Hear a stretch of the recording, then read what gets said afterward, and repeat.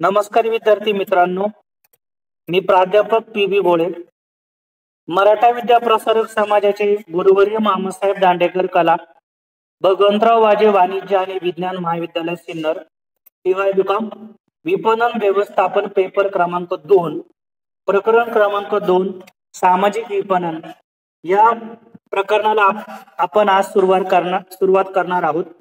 सामाजिक विपणन याचा अर्थ आपण बघणार आहोत.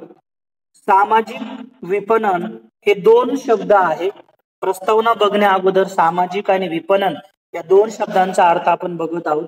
सामाजिक याचा अर्थ समाज, समाज याचा अर्थ आपल्या आजूबाजूचे असणारे सर्व प्रकारचे घटक. जसं पर्यावरण म्हटलं की आपल्या अवतीभोवती जे दिसतं त्याला आपण पर्यावरण असं आपण म्हणतो.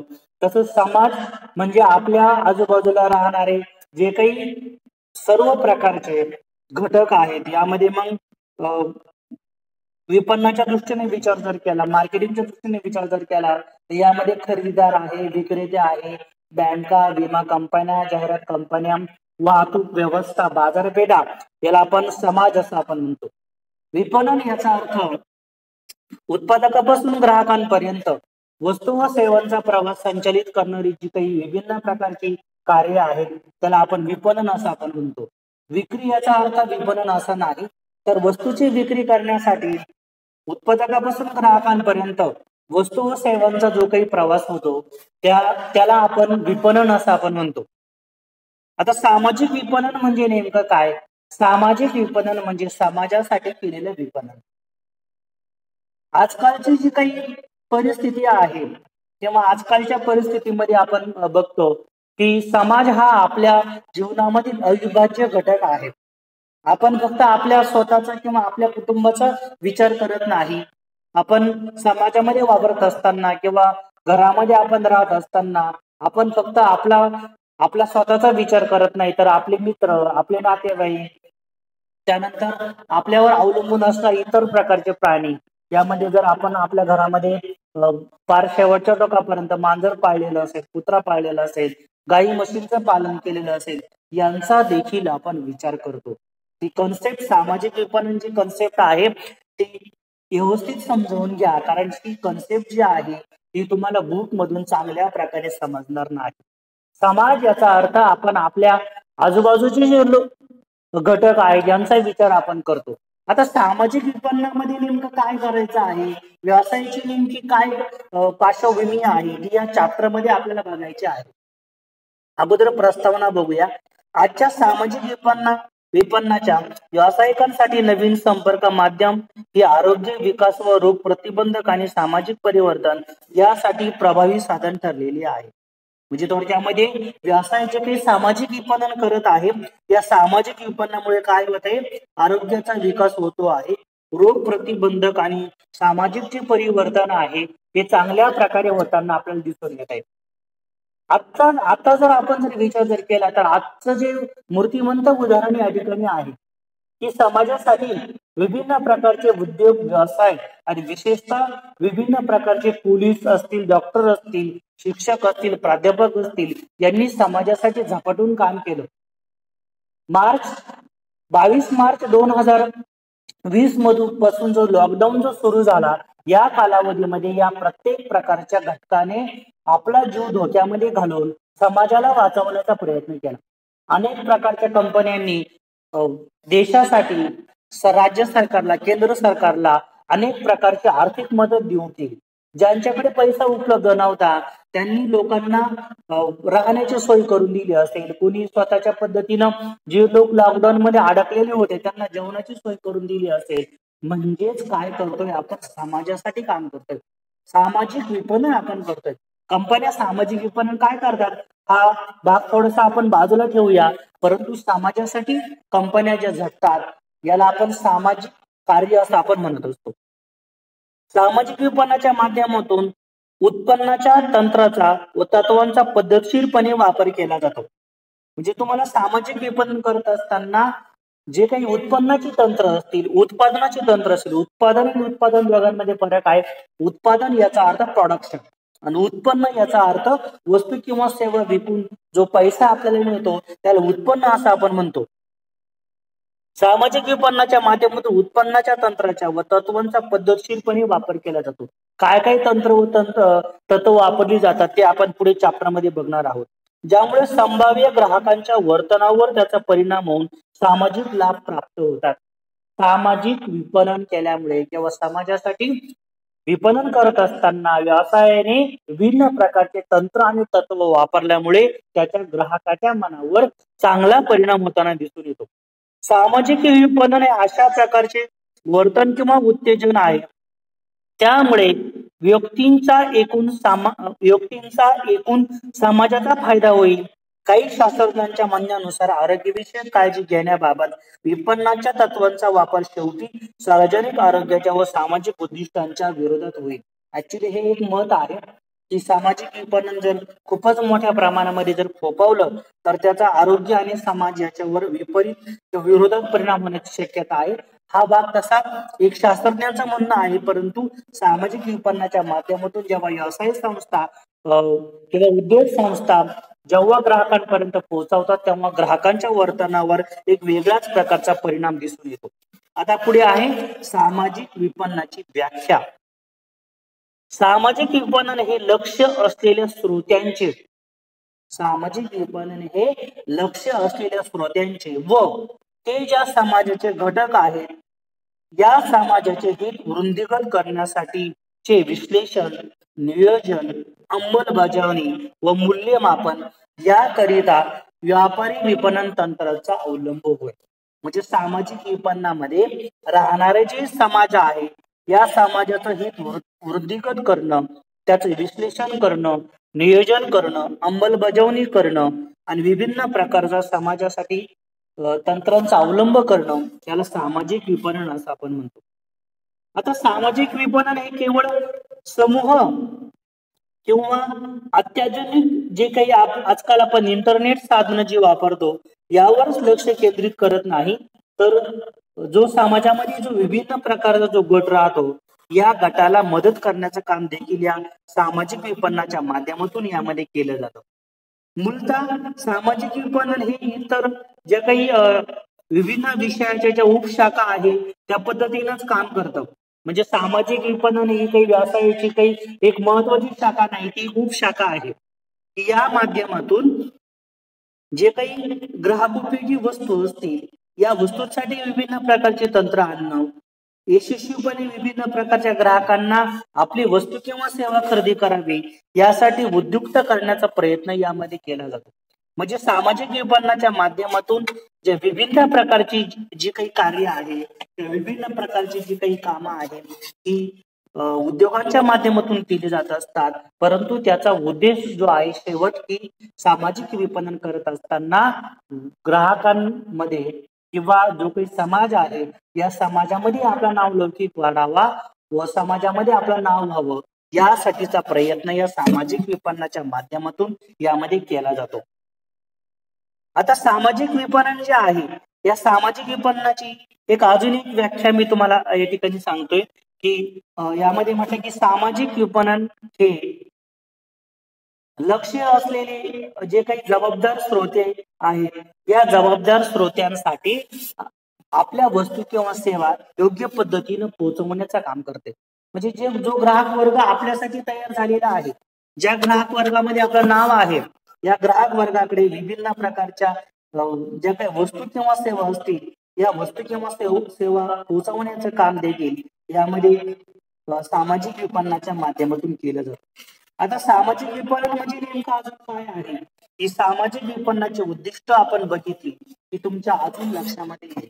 तेव्हा पुन्हा एकदा थोडक्यामध्ये सामाजिक विपणन नेमकं काय आहे याची कन्सेप्ट तुम्हाला थोडक्यामध्ये व्यवस्थितपणे समजावून सांगण्याचा प्रयत्न करतो. सामाजिक विपणन म्हणजे समाजासाठी केलेलं विपणन. आता सामाजिक विपणनाच्या माध्यमातून जेव्हा समाजासाठी जेव्हा आपण वस्तू व सेवा ज्या असतील यांची ज्यावेळेस आपण बाजारपेठेमध्ये विक्री करत असतो तेव्हा सामाजिक विपणनामध्ये नेमकं काय काम केलं जातं.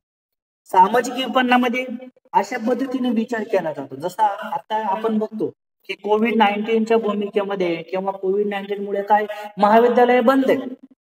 मग यासाठी आम्ही काय प्रयत्न केला, व्हिडिओ लेक्चर तयार केले.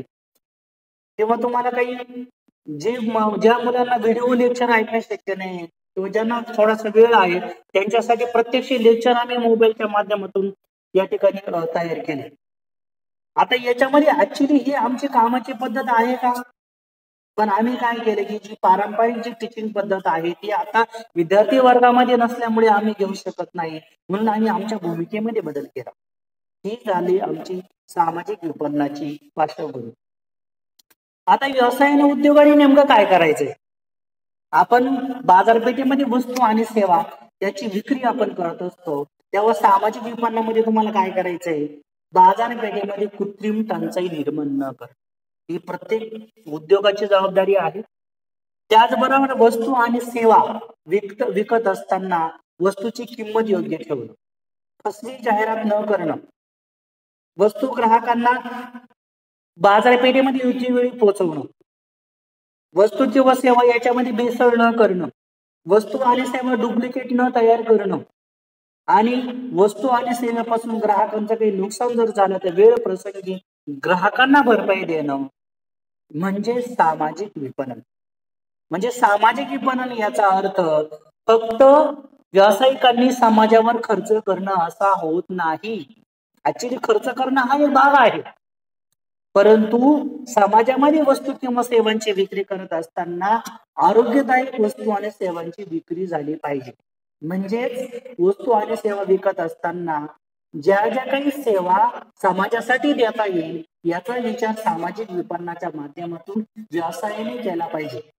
यामध्ये मग सामाजिक विपणनामध्ये ग्राहकांप्रती जबाबदारी आहे, त्याच्यानंतर जाहिरातदारांप्रती जबाबदारी आहे, खरेदीदार, विक्रेते, कर्मचारी यांच्या प्रत्येका संदर्भामध्ये सामाजिक विपणनाच्या माध्यमातून वेगवेगळ्या प्रकारच्या जबाबदाऱ्या ह्या व्यवसायांवरती टाकलेल्या आहेत.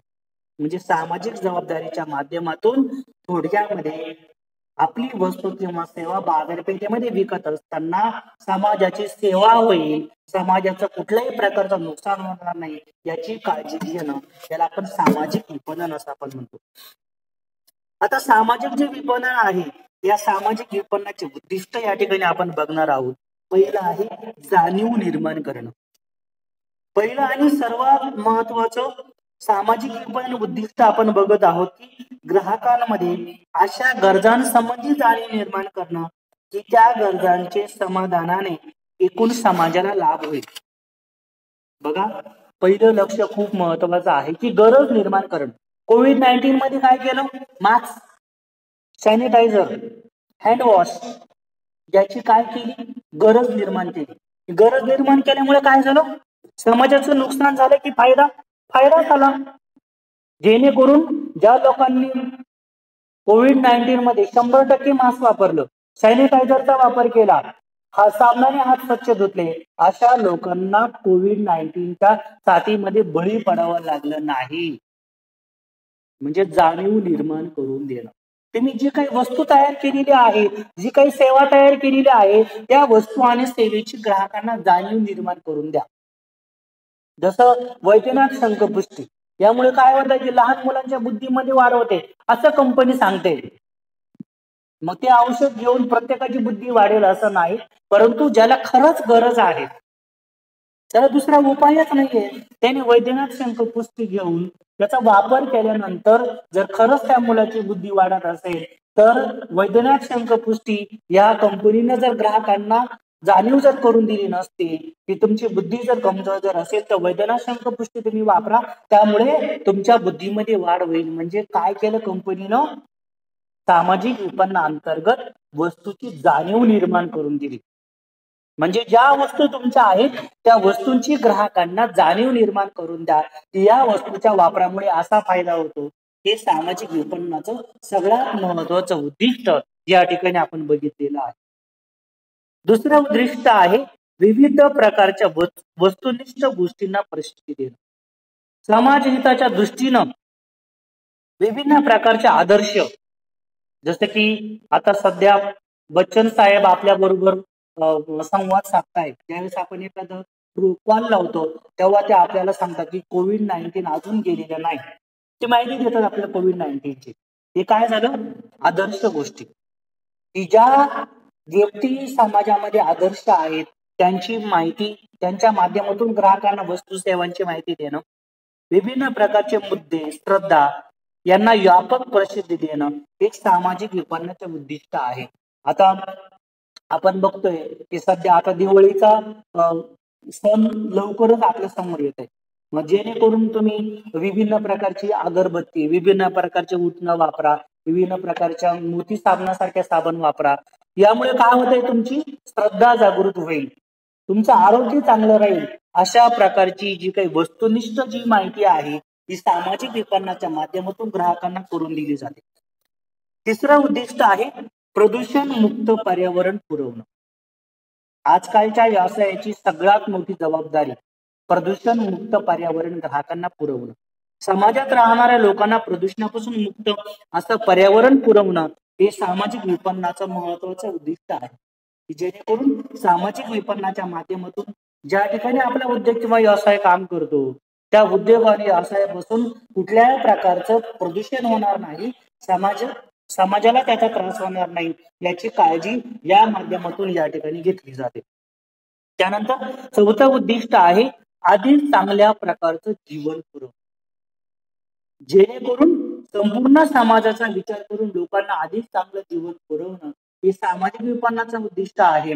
याद्वारे असे पाहिले जाते की समाजात राहणाऱ्या उत्पादकांकडून योग्य प्रकारच्या सेवा दिल्या जातात, जेणेकरून अधिक चांगल्या प्रकारचं जीवन सुकर व्हावं यासाठी सेवा देण्याचं काम हे सामाजिक विपणनाच्या माध्यमातून केलं जातं.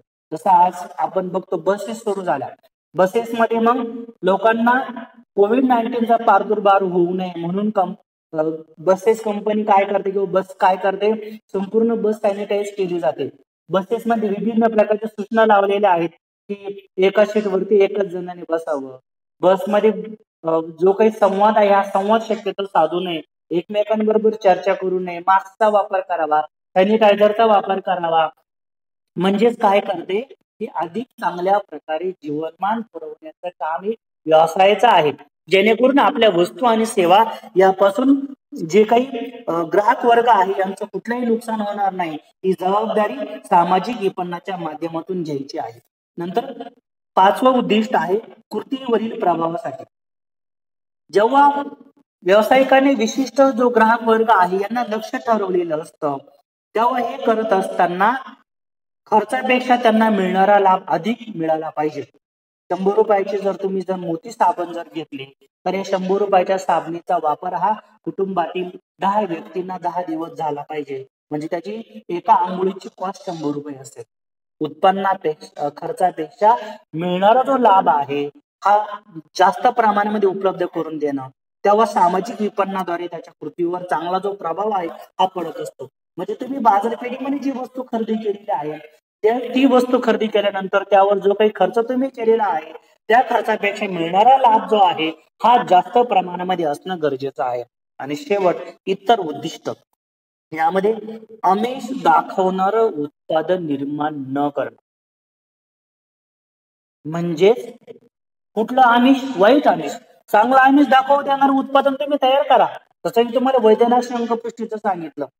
परंतु ज्या उत्पादनामध्ये काहीतरी वेगळ्याच प्रकारचं आमिष दाखवलं ते समाजासाठी घातक आहे, बरोबर आहे की नाही? जसं आपण बघतो की तंबाखूमुळे किंवा विडी सिगारेटमुळे कॅन्सर होतो, पण असं कधी होत नाही. एखाद्या उत्पादक कंपनीने सांगितलं की एक विडीचं पॉकेट घेतलं दुसरं त्याच्यावर फ्री मिळेल, हे झालं आमिष. यामुळे काय होईल? तो व्यक्ती जो आहे हा डबल त्या वस्तूचं सेवन करू शकतो. म्हणून अशा प्रकारच्या वाईट गोष्टींसाठी आमिष दाखवू नये, परंतु ज्या वस्तू चांगल्या आहेत त्या वस्तूंचा मात्र ग्राहकांसाठी आमिष दाखवावं आणि आपली विक्री वाढावी, जेणेकरून जो काही ग्राहक वर्ग आहे त्याचा त्याला फायदा होईल. त्यामध्ये पुढे म्हटलंय इतर उद्दिष्टांमध्ये लक्ष श्रोत्यांना त्यांना द्यावी असे वाटण्याच्या दृष्टीनं किंमत कमीत कमी करावी. म्हणजे लक्ष जो गट आहे त्यांना जेवढी किंमत देता येईल तेवढी कमीत कमीत किंमत वस्तूची आकारली पाहिजे. त्याचबरोबर जास्तीत जास्त लोकांना वस्तू खरेदी करता आल्या पाहिजे. म्हणजेच खरेदी करता आले पाहिजे म्हणजे काय, आपल्या वस्तूची किंमत कमी असावी, ग्राहकांच्या घरापर्यंत किंवा बाजारपेठेपर्यंत उत्पादकांना पोहोचता आलं पाहिजे, आणि जेणेकरून विनिमय संधी देत असताना किंवा वस्तूंची विक्री करत असताना सर्जनशील मार्गाचा म्हणजे कल्पक मार्गाचा अवलंब केला पाहिजे, की कोणती वस्तू व सेवा ग्राहकांना विकल्यामुळे त्याचा त्यांना काय फायदा होतो याचा विचार देखील या सामाजिक विपणनाच्या माध्यमातून या ठिकाणी करता आला पाहिजे. सामाजिक विपणनाचे उद्दिष्ट आपण बघितलेली आहेत. यावरून तुम्हाला सामाजिक विपणन म्हणजे नेमकं काय हे लक्षात आलं असेल. बाकीचा जो भाग आहे हा आपण नेक्स्ट लेक्चरला बघणार आहोत.